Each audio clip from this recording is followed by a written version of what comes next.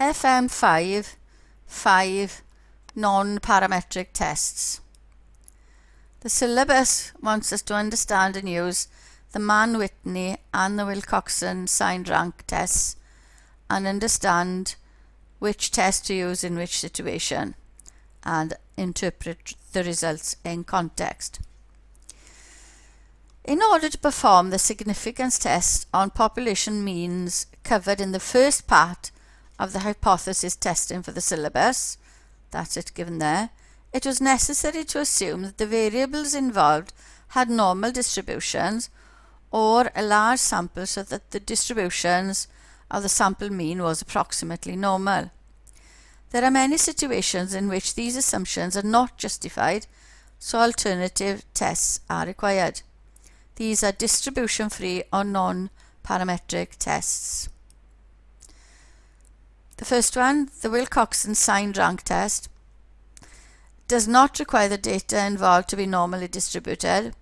However, it does require that the data is quantitative and the population for which the sample is taken has a symmetrical distribution. Symmetry implies that the mean of the distribution equals the median of the distribution, so the Wilcoxon signed rank test can be used to perform significance tests on the value of the mean or the median of a population. And the method we're going to use, step 1, we subtract the value given for the average in the null hypothesis from each recorded value. Then take the absolute value, so make everyone positive, of the differences. Rank these absolute differences, starting by allocating rank 1 to the smallest. Return the respective signs to the ranks and calculate the sum of the positive ranks, so every positive one. And compare the observed value of the test statistic W with the appropriate critical region, which can be obtained from table 13 in the booklet of tables. So an example. A pharmaceutical company developed a new drug that it claimed would alleviate sleep disorders experienced by shift workers. A trial of this drug was set up and 15 healthy adult volunteers, all of whom had no major sleep disorders, were each given the new drug to take half an hour before their allocated bedtimes. And the allocated bedtime for each volunteer was set to be 5 hours earlier than the regular bedtime for that volunteer. The time taken to achieve persistent sleep by each of the 15 volunteers was measured. The results in minutes are given below. The median time taken to achieve persistent sleep by healthy adults who have no major sleep disorders and who do not take the drug when their regular bedtimes are moved earlier by 5 hours is known to be 6.5 minutes. Carry out a Wilcoxon signed rank test at the 1% significant level to investigate whether there is a difference between the median time taken to achieve persistent sleep by healthy adults taking the drug and that for those not taking the drug when their regular bedtimes is moved earlier by 5 hours. You may regard the sample of 15 volunteers as a random sample. Therefore, our H0, our null hypothesis, is the median is 6.5, like those not taking the drug, against the median not to be 6.5. So it's two-sided, and we are going to look at table 13. N is 14, one of the differences is 0, i.e. 6.5, so that, if we take 6.5 away from each one of these, that would be 0, so we have to disregard that one. It's 1% and is two-tailed, so we look at table 13, 1% two-tailed is there, and we want N is 14, therefore we look across that line and we get our critical region to be W is greater than or equal to 92, or looking at that area there, being as we're two-tailed, we need to think of n times n plus 1 over 2 minus the critical W. So 14 times 15 divided by 2 minus 92 gives us 13. So our critical region is either greater than or equal to 92 or less than or equal to 13. So now we look at our data. Those are the X values, the sleep values. We take 6.5 away from each one, and we take the positive of each of those differences. Then we rank those in order. So the smallest one is 0.6, the largest difference is 4.3, and so on. So each one is given a rank. We put back the sign for the ranking, so the 7 becomes a minus 7, the 4 stays as 4, and we add the positive signed ranks, so that gives us that W, our test statistic, is 9. So are we within the critical region? Yes. So we reject H0. There is a significant difference in the medium of the time for sleep after healthy adults take the drug with healthy adults not taking the drug. So that was one set of data compared to the 6.5 as the average of the other set of data. Another question. 2 drugs, 1 and 2, for alleviating hay fever are trialled in a hospital on each of 12 volunteer patients. Each received drug 1 on one day and drug 2 on a different day. After receiving a drug, the number of times each patient sneezed over a period of 1 hour was noted, and the results are given in the table. A patient may be considered to be a random sample of all hay fever sufferers, and a researcher believes that patients taking drug 2 sneeze less than patients taking drug 1. Test this belief using the Wilcoxon signed rank test at 5% significant level. So we are comparing each drug this time. It's a paired Wilcoxon test. We want less than, so it's going to be one-sided. Let D be the number of times the patient sneezes in 1 hour minus after taking drug 2. So drug 1 minus drug 2 is what we're going to compare. We want to see if the median is 0, that there is no difference, against the median is greater than 0. So taking drug 2 has made a difference, or drug 1 or drug 2 has made a difference. It's one-tailed and it's upper-tailed. Right, so we look up table 13. It's 5% one-tailed, so 5% one-tailed. So we're looking at, and N is 12, so we're looking at a critical region of W is greater than or equal to 61.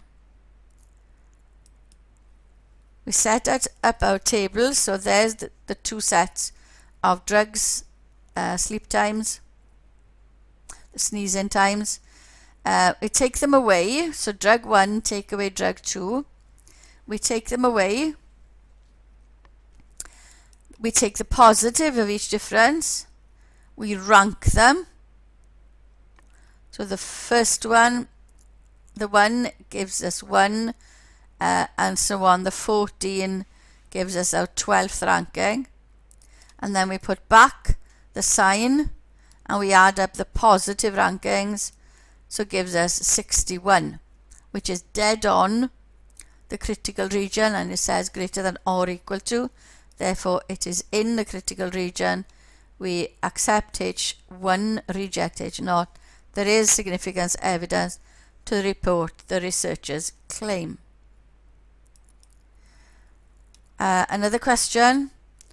A manufacturer of digital radios seeks the opinions of customers about the performance of its radios before and after introduction of a new component. The manufacturer selects at random 10 customers. Each customer is given a radio without the new component and a radio with the new component. Each customer then rates the performance of each radio on a scale of 1 to 20. The results of the survey are shown in the table. So those are their ratings. Carry out a Wilcoxon signed rank test at the 5% significance level to investigate whether the customers rated the radios differently after the new component was introduced. Interpret your conclusion in context. So it's going to be two-tailed. Define D to be the score without minus the score within. Score without minus the score with the new element. So we want to check if the median of the difference is 0 against the median of the difference is not 0. It's two-tailed. One of the differences, that one is 0, so we need to ignore that one. So n is 9. Significant level of 5%. Two-tailed. So we are checking 5%. Two-tailed 5%. N is 9. So our critical region is W is greater than or equal to 39, or 9 times 10, n times n plus 1 over 2 minus the 39 becomes a 6. So critical region is greater than or equal to 39 or less than or equal to 6. We compare our data. So there's the table of the data. The difference between them. Take the positive of the difference between them. Rank them. It's very close. It's very similar to it's exactly the same as the difference. So ranking them, put the sign back in and add up the positive, and we get that W is equal to 15. 15 is not in the critical region, therefore we're going to keep H0. There is no evidence that the customers rated the radios differently after the new component was introduced. The other non-parametric test we have to consider is the Mann-Whitney U-test. Situations may arise where we want to test for a difference between the averages of two populations, but the data is not paired, so we cannot use the Wilcoxon signed rank test. We do not know or cannot assume that the populations are normally distributed with known variances, and the sample are too small for the central limit theorem to apply, so we perform a Z test on the difference between the sample means. So we cannot perform that. We have two small non-paired samples from normal distributions whose unknown standard deviations cannot be considered equal, so we cannot perform a t-test on the difference between the population means. In these circumstances, a Mann-Whitney U-test can be performed, but the null hypothesis is that the two populations are taken to be identical, and it is not simply a test to determine whether the averages are equal, so the populations have to be identical as well. The procedure we're going to follow: we create a two-way table with one sample, the x's, listed across the top up to m, and the other sample, y's, down to n down the side. In each cell we're going to enter 1 if the x value is less than the y value for that cell, and 0 if the x value is greater than the y value. Since the specification states there's no tied ranks, the solution that they are equal should not occur, but if it does, enter a half. Then we add up all those cells, so there'll be 1s if X is less than Y and 0 if they're not. So this statistic counts the number of pairs for which X is less than Y. If the populations from which X and Y are taken are identical, then the number of pairs for which X is less than Y should be the same as the number of pairs for which X is greater than Y. So the mean should be Mn over 2. We compare the value of U, this is the test statistic, with the appropriate critical value obtained in table 14 this time in the table book. And the critical value in the table book are included in the upper tail are included in the critical region. So the critical region is greater than or equal to the critical value of U. They are calculated using a normal distribution with mean Mn over 2 and variance Mn m plus n plus 1 over 12 distribution, which is the appropriate distribution for U when m and n are large. At least one of them should be greater than 10, but it is still used for smaller values. The lower critical value is given by m times n minus the critical U. There are alternative formula for U which you might find in some sources, but we're going to use the ones in this theory. One question. An economist believes that a typical basket of weekly provisions purchased by a family of 4 consists more in Southville than it does in Northtown. 6 stores were randomly selected in each of the 2 cities, and the following costs for identical baskets were observed. And they're given. Carry out a Mann-Whitney U-test at the 5% significance level to determine whether there is a difference in the cost of baskets in Southville and Northtown. So our null hypothesis, the samples are taken from identical populations. There is no difference between the cost of basket in Southville and Northtown, and they're not taken from identical populations, or there is a difference in cost on average. So this is two-tailed. So we are going to look at table 14. 5% two-tailed, and we've got M, they're both 6, so we are looking at a critical region greater than or equal to 31, or Mn minus the 31, which is 6 times 6 minus 31, which gives us 5. So greater than or equal to 31 or less than or equal to 5 are our 2 regions, critical regions.